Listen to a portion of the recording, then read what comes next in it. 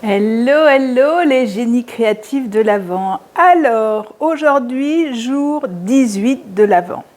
Ça avance, on se prépare.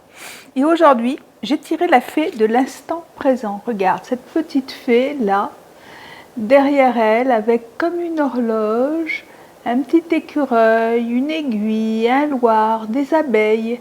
Voilà. Qu'est-ce qu'elle t'inspire, cette fée? Allez, commence déjà un petit peu à réfléchir.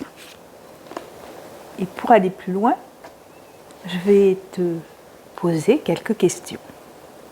Alors déjà, la fée de l'instant présent, elle attire ton attention sur la notion du temps.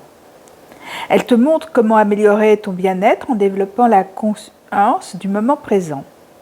Ici et maintenant, parce que oui, elle s'appelle Ici et maintenant, bien sûr, t'invite à porter une attention accrue à ce que tu vis à chaque instant afin de trouver ton calme, quoi qu'il se passe autour de toi, et apprendre à te centrer et ainsi à trouver ta voie.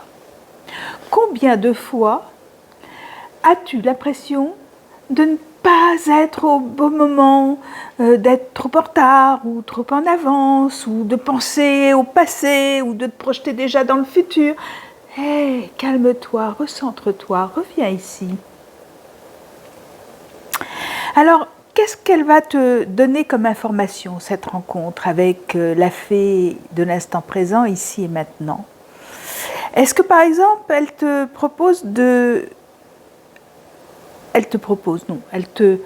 dit, est-ce que tu vis par exemple une période de stress qui te pousse à te poser de multiples actes pour faire face à l'urgence?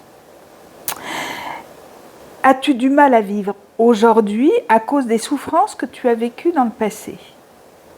As-tu peur de ce qui peut t'arriver dans le futur? As-tu des regrets de ce que tu n'as pas réalisé dans le passé? Une culpabilité en lien avec cette période?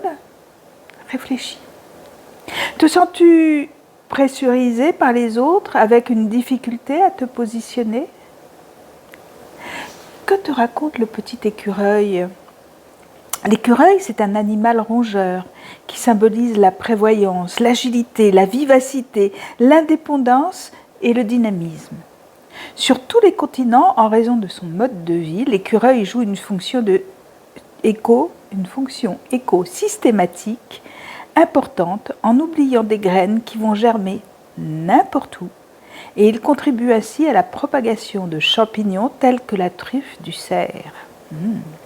Pour les Indiens d'Amérique, avoir la force de l'écureuil se dit de l'homme qui est toujours en mouvement.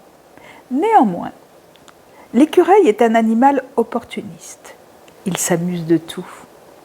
Et prévoyant. Il se fait des réserves à l'automne en prévision de l'hiver. Que peux-tu imaginer à partir de cette information? Par exemple, as-tu toi aussi tendance à accumuler des réserves par peur de manquer, à poser des actes en prévention de ce qui pourrait se passer plus tard? Te suggère-t-il d'épargner en prévision de l'avenir? Te sens-tu comme lui, toujours en mouvement? As-tu pensé aux raisons qui te poussent à te mouvoir sans cesse? Te sens-tu prêt à saisir les opportunités qui se présentent? Quant aux abeilles, eh bien c'est un symbole d'organisation, de labeur incessant, d'activité méticuleuse, d'infatigabilité et de discipline. Ouvrière de la ruche, l'abeille est le symbole d'une communauté industrieuse et prospère, gouvernée par la reine, d'où leur symbolisme royal et impérial. Dans certaines cultures, l'abeille est utilisée pour représenter le principe vital, matérialiser l'âme. En butinant, elle produit le miel qui est dans toutes les traditions le symbole de la richesse et de la douceur, de la connaissance, du savoir et de la sagesse. Le miel est l'aliment réservé aux élus, aux initiés, aux êtres d'exception dans ce monde comme dans l'autre.